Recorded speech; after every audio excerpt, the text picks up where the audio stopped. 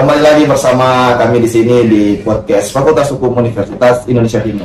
Dan pada hari ini kami di sini kedatangan figur yang sangat spesial. Siapa dia? Saya kasihkan bocoran dulu sedikit.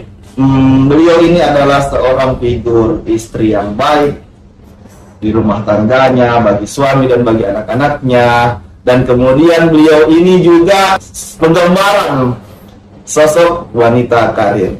Karirnya seperti apa, nanti kita akan gali lebih dalam. Yang jelas beliau ini adalah seorang akademisi di bidang hukum. Bersama saya telah hadir Ibu Dr. Lisa Mary SHMH.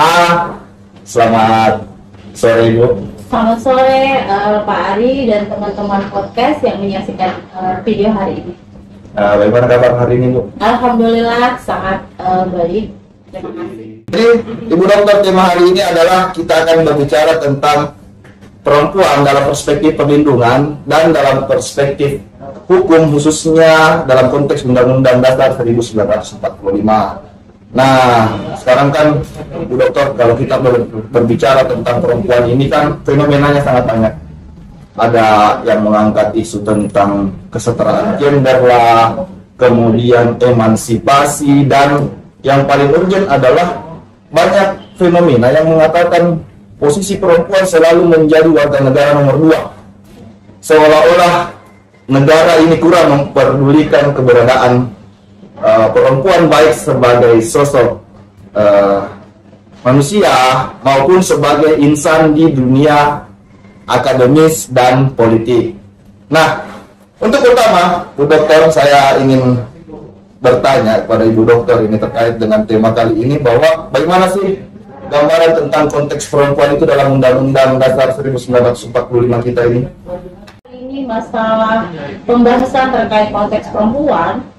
Perempuan itu memang masuk dalam konvensi internasional, itu dimasukkan dalam konteks konvensi terkait hak asasi manusia. Dia vulnerable, artinya masuk kategori rentan karena perempuan ini masuk dalam kategori kelompok, selain perempuan biasanya masuk dalam kategori rentan bersama kelompok minoritas, kelompok anak, kelompok pengungsi, serta kelompok rentan lain. Artinya bukan hanya di Indonesia, perempuan itu secara perspektif gender mengalami kerentanan bisa dari keluarganya, bisa dari lingkungannya, dalam pola hubungan sosial, dan dalam perspektif pandangan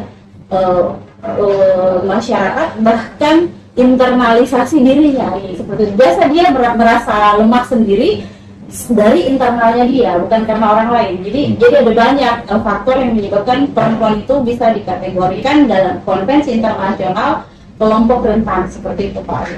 Nah, menarik sekali sih, saya menangkap satu kata, yaitu rentan. Nah, boleh dong Bu Dokter, kalau saya sebagai laki-laki juga ini ingin membahas sedikit dengan konteks rentan yang dimaksud. Karena begini, pada dasarnya sepengetahuan umum bahwa ya selalu laki-laki yang salah dan selalu perempuan yang benar. Nah, konteks ini kan sebagai laki-laki saya merasa, wah, sisi rentan perempuan itu seperti apa sih, sehingga selalu dikatakan bahwa perempuan adalah makhluk yang lemah. Kan pada dasarnya juga kita bisa berbicara tentang ya laki-laki lemah juga bisa diterima oleh publik. Nah, rentan seperti apa ini yang dimaksudkan Bu Dokter?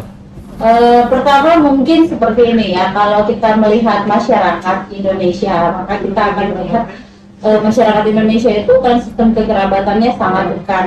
Jadi pandangan seorang individu itu bisa saja hasil internalisasi dia, bisa saja karena hasil pendapat dari orang lain, yaitu masyarakat atau orang terdekat atau kerabatnya.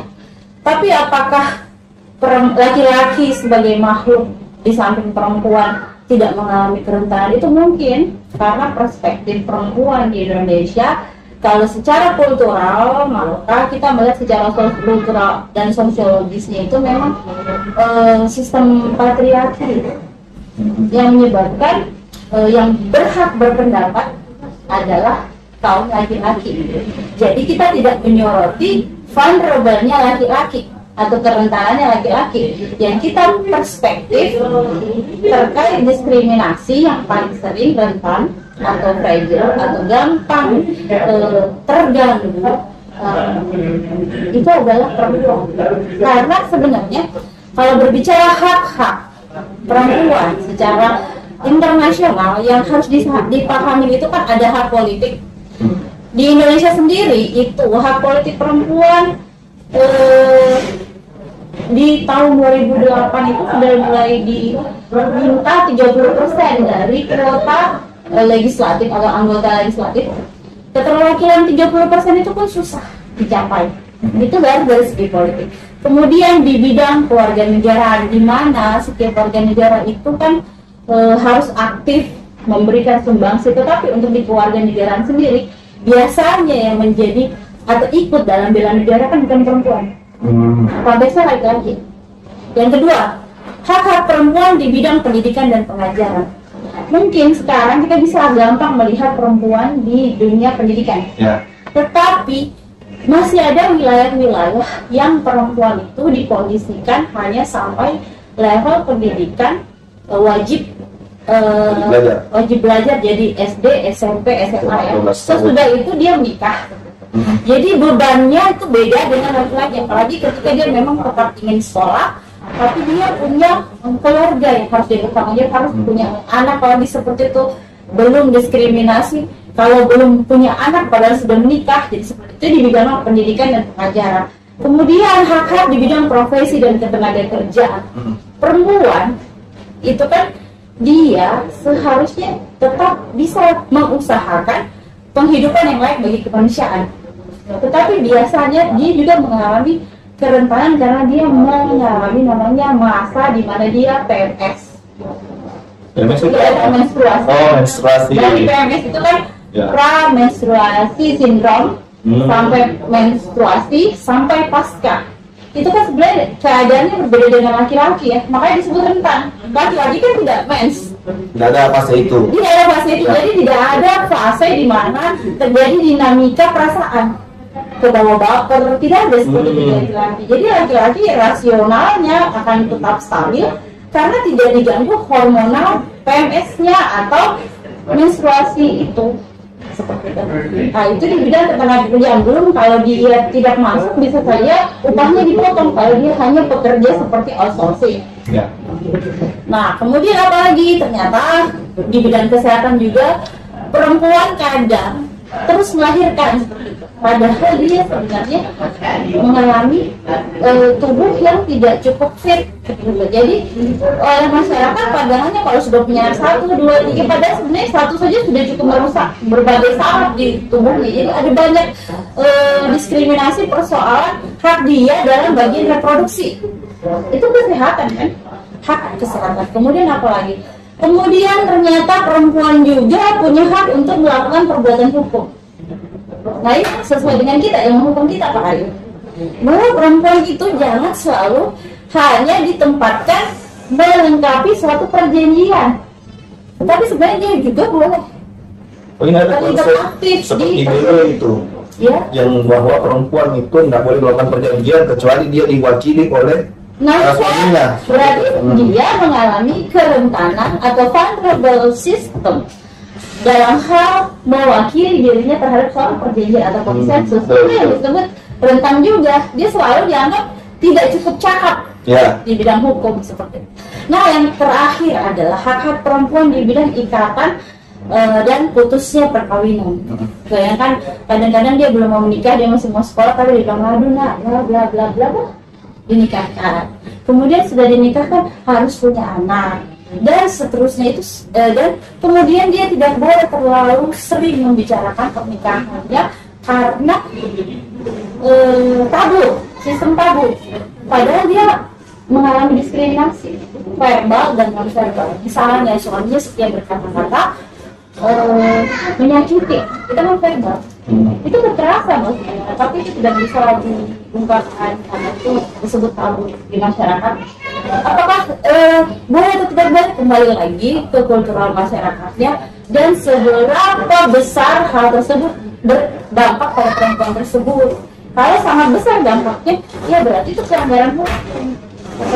Menurut saya. Oke, jadi yang saya tangkap dari penjelasan Ibu Dokter bahwa kerentanan yang dimaksud itu tidak melulu semata-mata kita berbicara tentang kerentanan fisik, tetapi ada juga kerentanan terhadap perlindungan hak-hak, baik hak-hak secara akademik maupun hak-hak secara politik.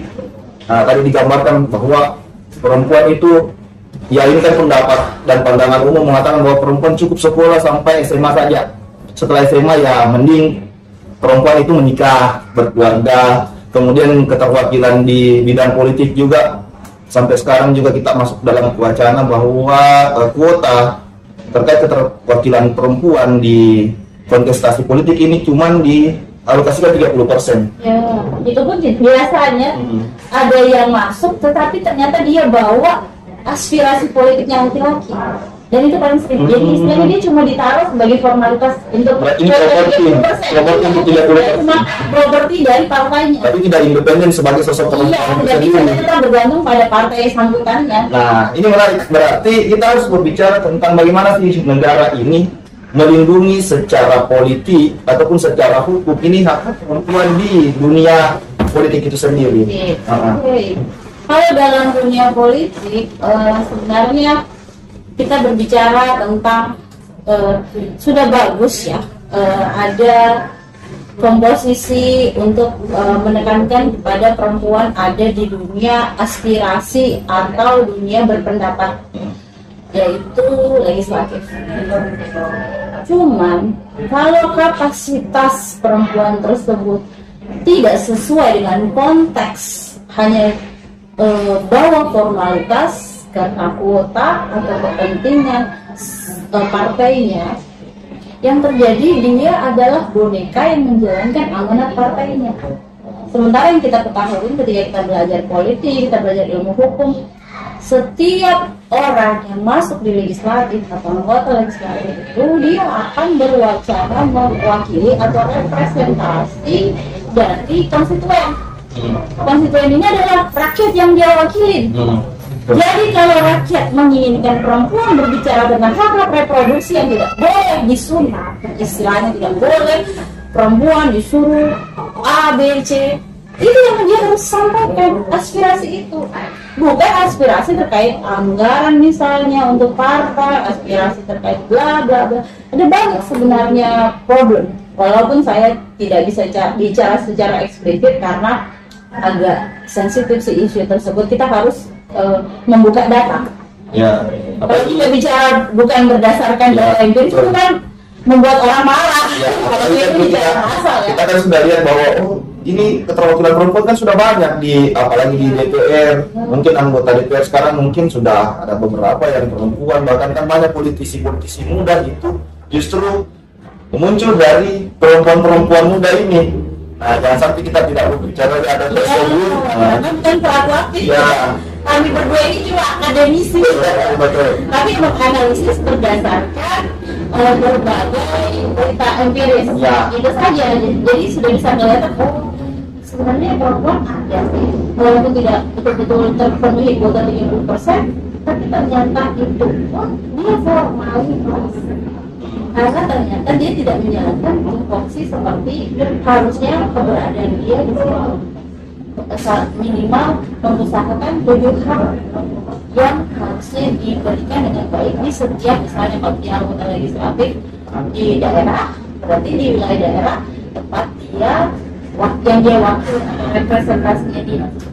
Dan bahkan mungkin dari penjelasannya Ibu Dokter bahwa perempuan-perempuan ini justru dimanfaatkan untuk mengais suara seperti itu. Oke, pertanyaan lagi nih untuk Bu Dokter bahwa fenomena secara umum seperti itu, tapi bagaimana gambaran negara seharusnya untuk melindungi hak-hak tersebut?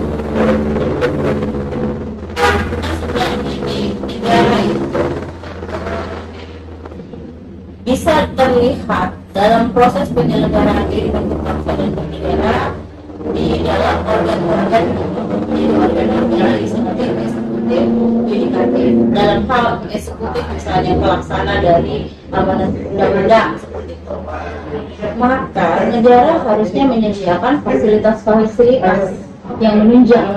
Jadi misalnya deh, terkait dengan hak di bidang kesehatan, Ya. maka di situ harus disediakan infrastruktur kesehatan yang membuat kaum perempuan itu di berbagai tempat secara fisikal tidak akan merasa terganggu ketika dia misalnya harus menyusui. Oh, ada ruang menyusui dan ruang menyusuinya tidak eksklusif ditutup begitu. Ada jam-jam tertentu baru dibuka. Itu kan artinya ada itu infrastruktur, tapi infrastruktur itu tidak bisa diakses pada jam-jam tertentu.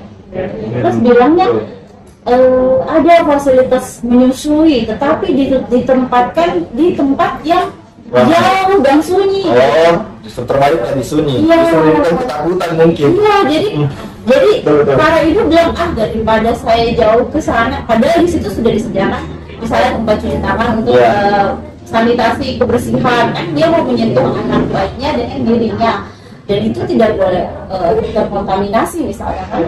Terus yang kedua misalnya ketika dia dalam sistem harga tenaga kerjaan, ketika dia mengalami rasa kurang enak selama fase PMS dan menstrual itu, dari sistem ketenaga kerjaan yang diakomodir oleh negara melalui institusi pelaksana misalnya Kementerian Tenaga Kerja itu menyediakan aturan-aturan yang tidak jelimet atau tidak susah tapi menjadi mengerti oleh stakeholder yang melaksanakan. Jadi kalau ada pekerja yang haid boleh saja dia istirahat atau bahkan bisa cuti. Terus kalau ada lagi kata-kata tapi itu kan justru merugikan. Nah sekarang apa yang bisa dipikirkan oleh anggota legislatif yang diwakili oleh kuota 30% yang dari perempuan itu untuk hak-hak perempuan ke level bawahnya seperti itu. Ya itu yang disebut dengan kuota itu 30% itu yang untuk mewakili hak perempuan di 7 wilayah tadi yang saya sebutkan. Terima kasih Bu Dokter atas jawabannya. Jadi menarik tadi ada penggambaran tentang bagaimana perlindungan yang disiapkan oleh negara secara infrastruktur, bahkan di negara kita harus bicara normatif pasti. Normatif. Bahkan di beberapa negara maju itu ada fasilitas seperti kendaraan yang khusus untuk angkutan umum perempuan misalnya. Nah ini kan memang wujud dari bagaimana dunia secara global itu menyiapkan perlindungan yang superior untuk para perempuan ini. Nah, ada yang menarik ini, Bu Dokter, bahwa kita kadang terkekang dengan pendapat-pendapat masa lalu dari orang-orang tua kita dulu bahwa perempuan itu tidak usah kerja, perempuan itu tidak perlu masuk ke dalam dunia kerja karena dalam dunia kerja itu adalah peruntukannya laki-laki. Bahkan orang-orang tua dulu menganggap bahwa kalau perempuan sudah tahu masak, sudah tahu mencuci, yang mending mereka menikah saja dan menjadi ibu rumah tangga. Nah, bagaimana tanggapan Ibu Dokter selaku seorang akademisi di bidang hukum memandang fenomena seperti ini, perempuan dan dunia kerjanya? Baik, karena saya juga seorang ibu dan saya juga akademisi yang biasa saja sebenarnya. Jadi sebenarnya perempuan itu harus bahagia. Bahagia dalam artian dia bisa bekerja multitasking di bidang karirnya, di bidang kesehatannya, dan di bidang sosialnya, termasuk domestiknya, kehidupan domestiknya, asal dia bahagia. Bagaimana mengantisipasi kebahagiaan? Negara ada aturan apa di situ? Pertama, negara harus menyediakan infrastruktur, itu normatif. Tapi pada dasarnya yang paling mempengaruhi perempuan itu bukan dia, kehidupan sosial kultural sebenarnya. Ya itu. Nah, sosial kultural yang dikonstruksi lebih patriarki inilah yang seharusnya dinamis, tidak sangat kaku. Karena mungkin dulu seperti itu patternnya, polanya seperti itu boleh. Tapi makin kesini kan kita makin dapat pengetahuan, makin dinamis dan makin komprehensif cara berpikirnya. Jadi karena kalau komprehensif cara berpikir, maka dia tidak boleh normatif. Perempuan hanya boleh masak, hanya boleh di rumah, hanya boleh ngurus. Tetapi kalau bisa sih dia balance, ada seimbang. Dia bisa baik kepada keluarganya dan dia bisa berguna untuk masyarakatnya. Gimana? Makanya didiklah anak-anakmu sesuai zamannya itu. Makanya dalam agama kali Nabi bilangnya seperti itu kan. Maka kemudian tidak boleh pola rigid atau kaku itu diterapkan kepada anak-anak milenial nanti, apalagi perempuan. Dia harus bahagia untuk membuat masyarakatnya bahagia.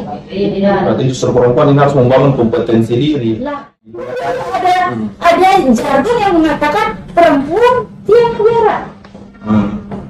Itu dulu loh. Apa sekarang masih berlaku? Jelas masih berlaku. Karena madrasah pertama, sekolah pertama itu adalah ibu kan? Iya. Kalau ibunya didik baik, anaknya pasti baik. Dan anak ini bermanfaat, entah anak itu perempuan, laki-laki, kan seperti itu. Jadi menurut saya seperti itu. Nanti negara yang persoalan infrastruktur yang lebih besar dan menyediakan kenyamanan ketika perempuan ada di sektor kerja, pendidikan, dan politik. Oke.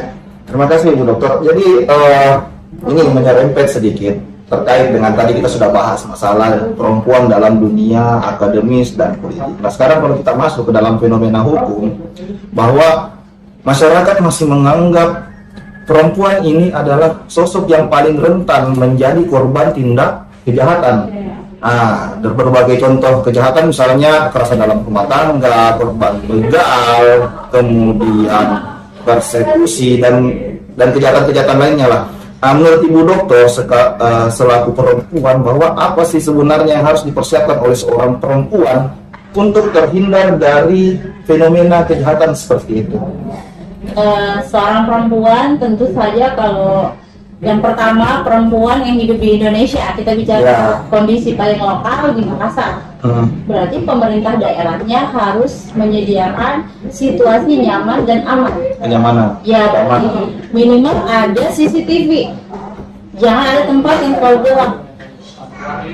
Jadi itu kan artinya disediakan dulu oleh pemerintah daerah selaku otoritas pemberi kenyamanan infrastruktur daerah. Nah, jadi ketika keluar dia bakal aman. Itu awal untuk peran stakeholder di pemerintah. Terus bagaimana dengan peran perempuan untuk membuat secara mental baik? Yang pertama di sekolah, yang pertama di keluarganya dulu. Jadi orang tua perempuan laki-laki tidak boleh mendiskriminasi anak perempuan. Tapi itu konteksnya kultural sosial lagi ya, tergantung bagaimana keluarga itu bekerja, dan itu tidak boleh diatur. Itu memang sangat domestik, wilayah privat. Nah, mungkin yang bisa dibuatkan tata tertibnya hanya di sekolah. Jadi anak itu dikembangkan bakatnya, kreativitasnya oleh sistem pembelajaran sekolah atau biasa kita kenal sebagai kurikulum, dengan kurikulum yang tidak diskriminatif. Maksudnya kurikulum yang tidak diskriminatif itu adalah kurikulum yang tidak membuat satu anak lebih diutamakan daripada anak lain, termasuk anak perempuan. Jadi kalau ada fase misalnya sesi olahraga dia merasa tidak nyaman karena dia PMS atau anak itu silahkan diistirahatkan. Dan jangan dia diberikan tugas-tugas yang beratnya itu sebenarnya tidak sesuai dengan kerentanan dia sebagai perempuan. Misalnya apa? Perempuan boleh main sepak bola, boleh. Tetapi dia tentu tidak akan diterhadapkan dengan lawan jenisnya dalam konteks yang satu mainnya keras, yang satu mainnya lembut. Jadi dia silakan saja berbaur, tetapi dengan konteks dia bermain sama anak perempuan dan sebaiknya aman, maka dia perempuan. Ada beberapa hal yang tidak sama dengan struktur atau kondisi fisik anak laki-laki. Ada banyak lah pokoknya. Jadi ada peran negara, peran orang tua, peran masyarakat. Dan ini semua sebaiknya terkondisikan melalui aturan negara. Tetapi itu disebut harus ada sosialisasi sehingga semuanya merasa terikat. Nah, ini kan tadi Ibu Dokter menggambarkan terkait dengan bagaimana daya dukung negara terhadap perlindungan perempuan ini, yaitu seperti CCTV.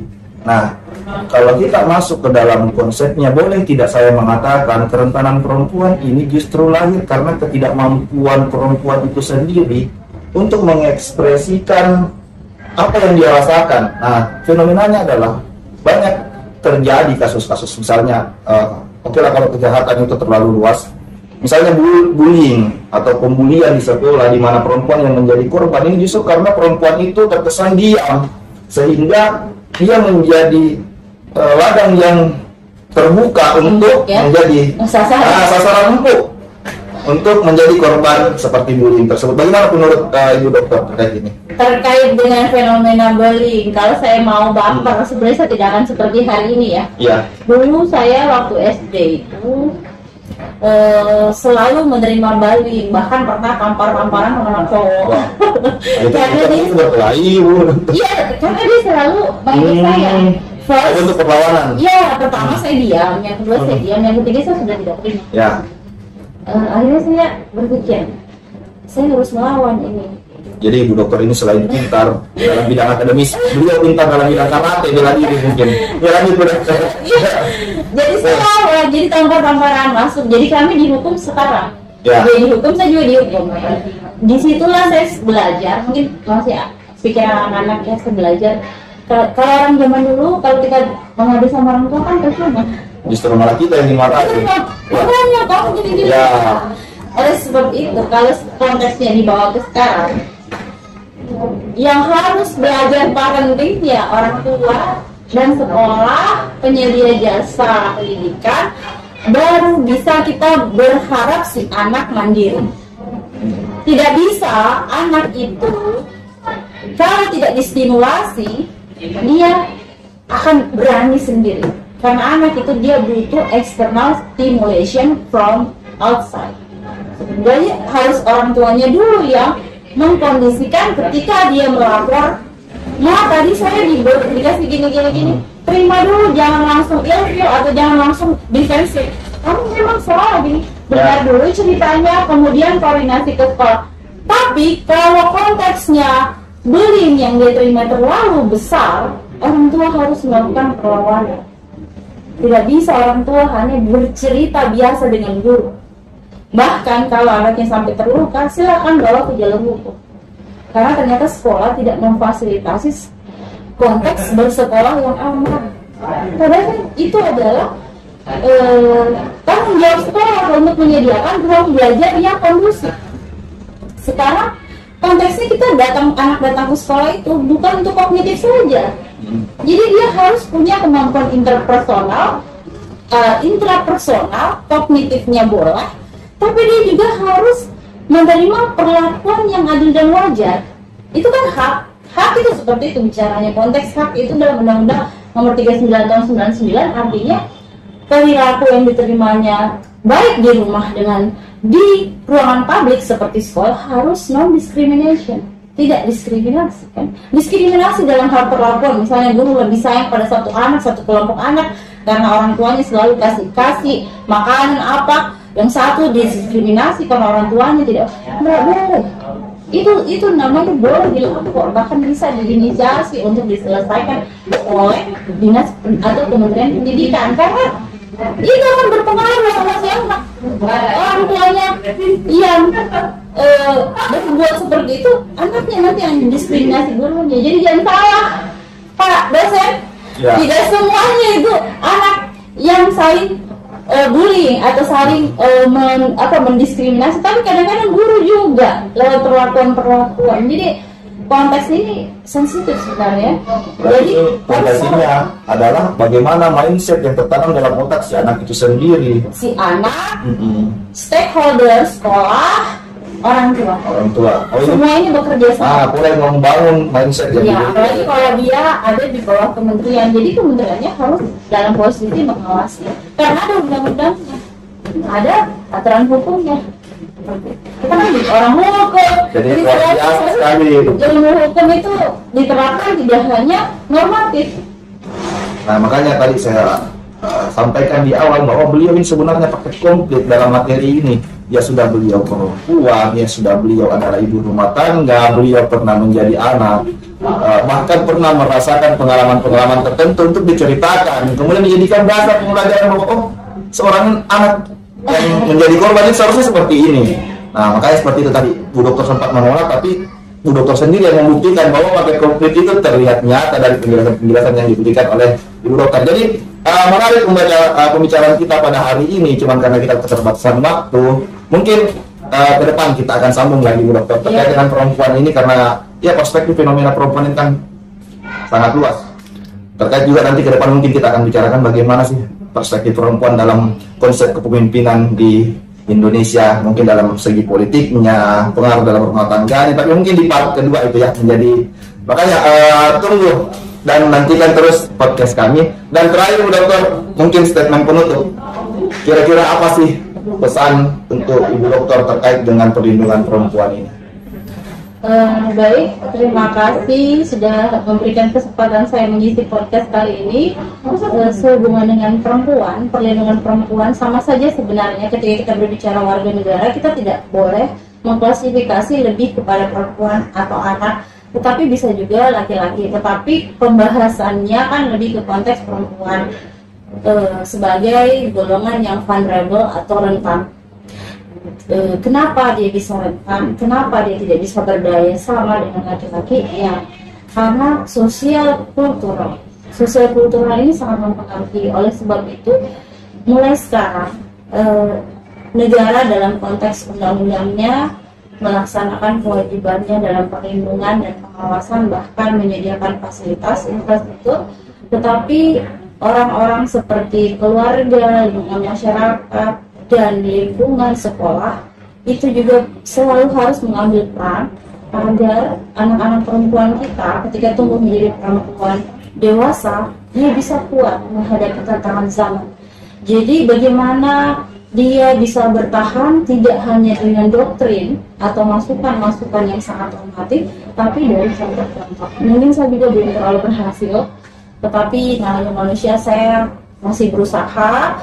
Jadi semoga saja pembahasan kali ini tuh bisa juga berdampak pada kebaikan saya dan keluarga saya seperti itu. Terima kasih. Ya, jadi kesimpulannya adalah jadilah perempuan yang kuat. Oke, kita akhiri podcast kali ini.